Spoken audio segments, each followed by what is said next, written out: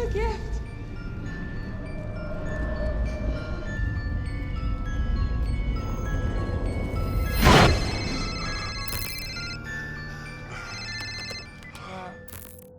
A couple named Kyle and Tori Breyer were spending a night together. Just as things seemed peaceful, the ground trembled briefly. Then a violent crash shook their house. Looking out the window, they spotted a strange red glow in the distance. What is that? Not long after, the Bryers had a baby boy named Brandon. 10 years later, Tori went to wake him for school but found his room empty. Thinking it was a game of hide and seek, she whistled. He whistled back from afar, guiding her to the barn. She searched the hay, calling out until Brandon jumped out, startling her. She laughed and hugged him, calling him her little boy. Kyle joined them and warned Brandon not to play in the barn. At school, Brandon explained how bees pollinate and wasps hunt, even mentioning Polistes sulcifer, a wasp that tricks others into raising its young. And they make them feed their babies things like beetle larvae and maggots. Royce mocked Brandon for going on too long, prompting laughter, except from Caitlin. That night, Tori stopped by Brandon's room before going to the living room to paint. Suddenly, a red glow flickered from the barn, and at the same time, Brandon began convulsing in bed. Tori heard the noise but kept painting when it stopped, but a loud thump drew her attention. Brandon had climbed out the window. She found no one outside but felt someone rush past her. She briefly glimpsed a figure like Brandon through the laundry before it vanished. In the barn, she found Brandon in a trance, whispering in another language and tugging at chained trapdoors. He didn't react until she touched him. He said he heard voices. Tori, thinking it was sleepwalking, calmed him and took him back to bed. When Kyle checked in, Tori kept it vague, saying Brandon had sleepwalked downstairs. The next day, Kyle opened up to Brandon, admitting things were tough when they adopted him. With Tori out, Kyle offered him candy. Later, Kyle asked Brandon to mow the lawn. When the mower wouldn't start, Brandon grew frustrated and threw it across the yard. Shocked by his strength, he approached it. Whispers filled his mind, urging him to touch the spinning blades. He did, but the machine shattered, his hand unharmed.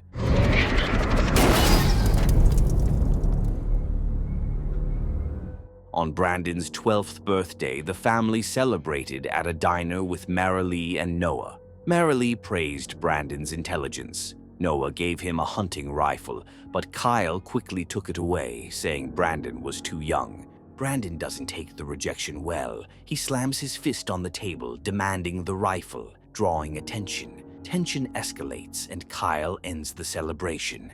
Later, Kyle and Tori discuss Brandon's behavior. Tori reminds him they were once rebellious too, shaped by her own distant parents. She told him that they should not do the same thing to Brandon. Kyle suggests a camping trip to reconnect, and Tori agreed and kissed him. The next morning, Tori tells Brandon to grab his jacket, but he stays silent, focused on breakfast. Kyle finds him chewing a metal fork, unaware. When Kyle pulls it away, Brandon snaps out of a trance, confused by the twisted metal. While Brandon's distracted, Tori grabs his jacket and finds hidden drawings under his bed. At first, they laugh, until the images become graphic, filled with anatomical organs. Disturbed, they agree to talk to him eventually.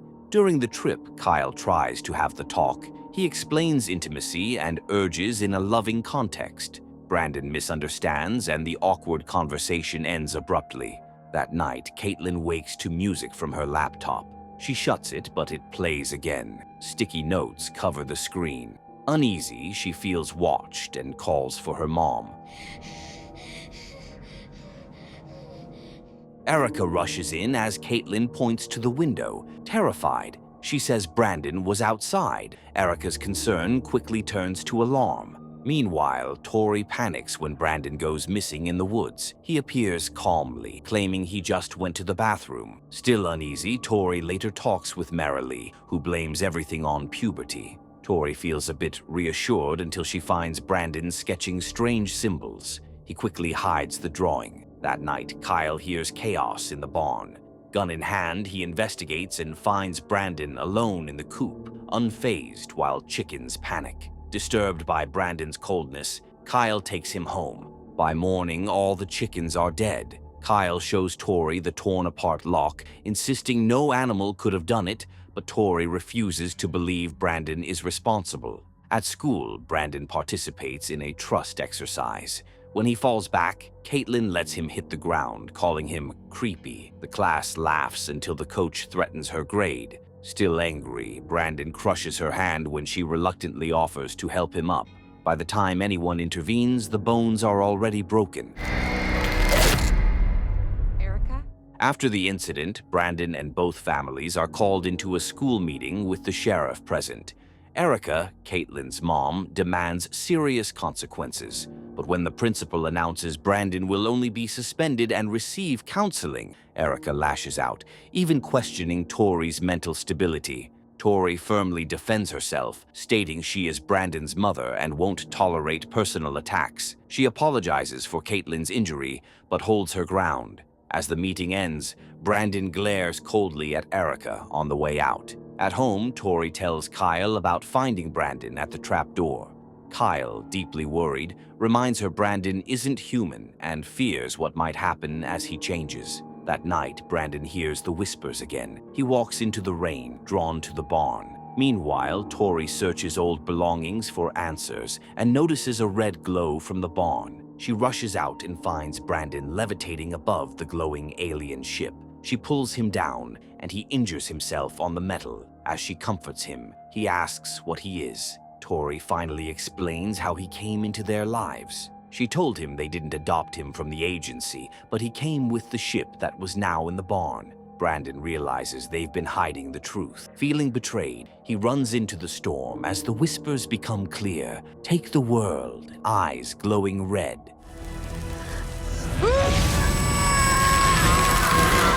Later, Brandon appears in Caitlin's room uninvited. Nervously, he offers flowers and says she doesn't need to be afraid. She's one of the few who knows he's special.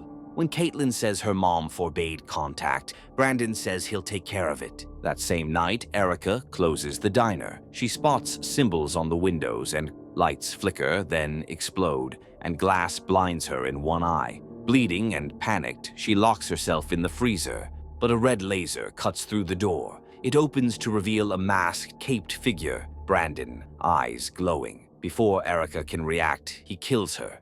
The next morning, Tori and Kyle sit nervously at breakfast. Brandon enters, calm and composed, as if he's accepted who he is. Meanwhile, the sheriff investigates Erica's disappearance. At the diner, he finds strange symbols. Breathing on the window reveals a hidden mark, one matching Brandon's drawings. At school, Brandon meets with Marilee for counseling. She gently tries to talk about his adoption and emotions. During the session, she senses something disturbing. Brandon now sees himself as superior. When asked about Caitlin, he shows no remorse. Trying to balance family and duty, Marilee warns him she must report this to the sheriff. Brandon begins to tremble with rage. At a bar, Kyle talks about Erica's death. EJ suggests Brandon might be connected, citing the Caitlin incident. Kyle shuts him down, but the comment lingers. That night, Brandon shows up at Marilee's door, demanding she not report him. She refuses and sends him away. After locking up, she texts Noah and gets ready for bed, unaware Brandon is still watching from the shadows. As Marilee sleeps, Brandon sneaks inside but stops when he hears the front door. Noah's home. In the bathroom, Noah spots Brandon in his red mask. Shocked, he confronts him, scolds him, and forces him outside. Brandon warns him not to tell anyone. Noah ignores it and tells him to get in the truck, but when he turns, Brandon attacks with laser vision.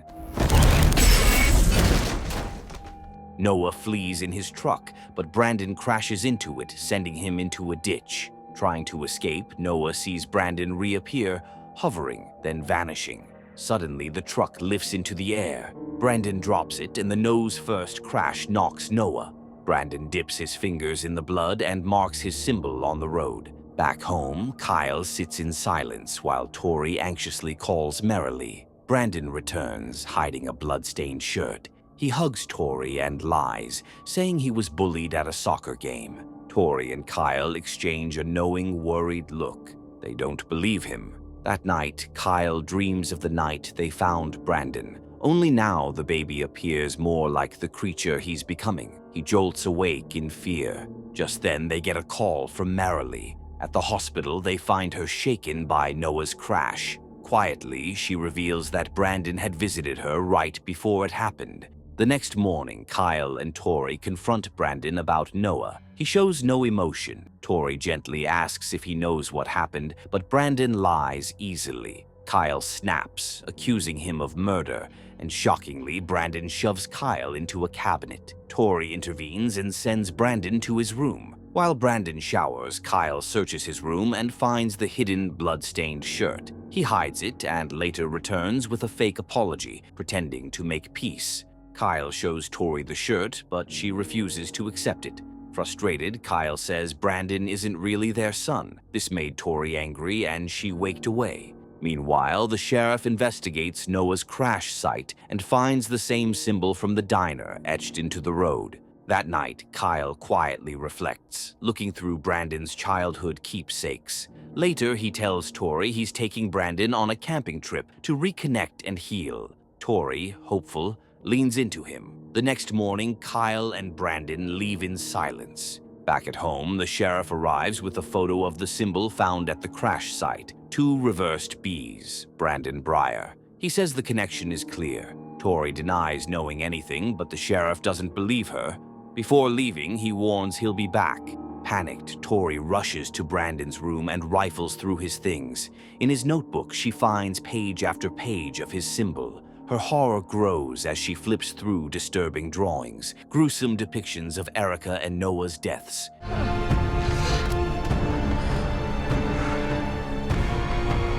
Meanwhile, in the woods, Kyle raised his gun on Brandon. While Brandon's distracted, Kyle made a decision.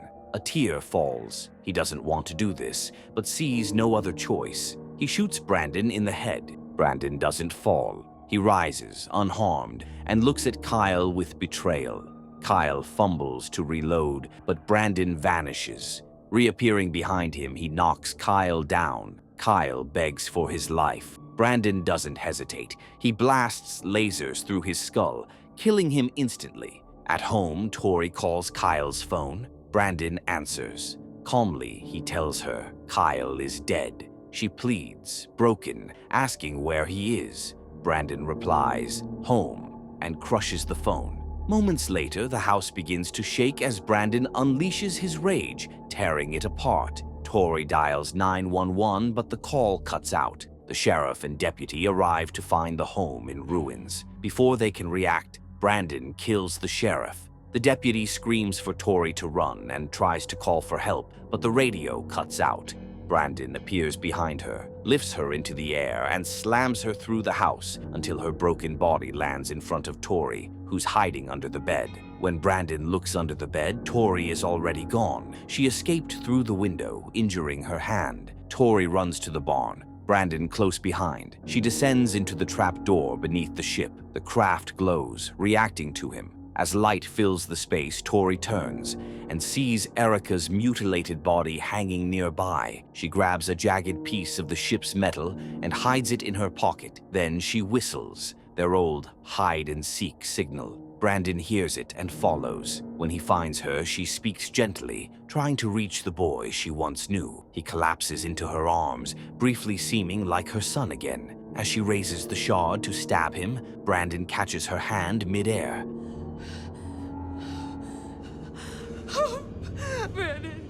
His face twists in pain as he realizes her betrayal. With a roar, he lifts her up and crashes through the barn roof, shooting into the sky. They soar higher and higher. Tori, bleeding, reaches up and touches his face one last time, and then Brandon lets go. She falls to her death.